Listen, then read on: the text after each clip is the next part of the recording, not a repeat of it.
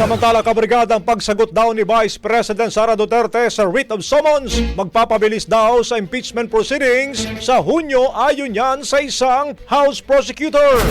Brigada Haji Camino, ibrigada mo! Brigada Live Report. Naniniwala ang Iloilo 3rd District Representative Lawrence Defensor na dapat nang maglabas ng writ of summons ang Senado kay Vice President Sara Duterte upang mapabilis ang impeachment process. Ayon kay Defensor, sa pamamagitan nito ay makukumpleto na ang pleadings na magkabilang panig bago formal na magsimula ang pagliliti sa Hunyo.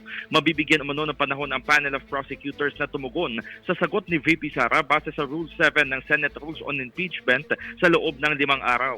Nakita naman anya kung gaano kasipag sa trabaho ang Senado at kahit na naka-break at nagsimula na ang panahon ng kampanya ay nakapagpapatawag pa ng committee hearings.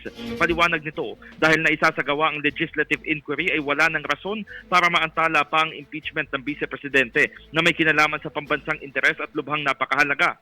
Nais umano nilang mapabilis ang proseso ng pleadings upang sa sandaling makumpleto na ang Senado ay handa na ang lahat para sa paglilitis.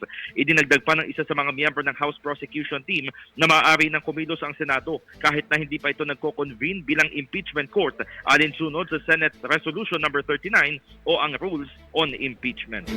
In the heart of changing lives, ako si Brigada Haji Camino ng 105.1 Brigada News FM Manila, the Music and News Authority. Brigada Balita Nationwide. Ang bahaging ito ay hatid sa atin ng Mom's Love ES1 Capsule. Simulang tuparin ang pangarap ng iyong anak. And starting now,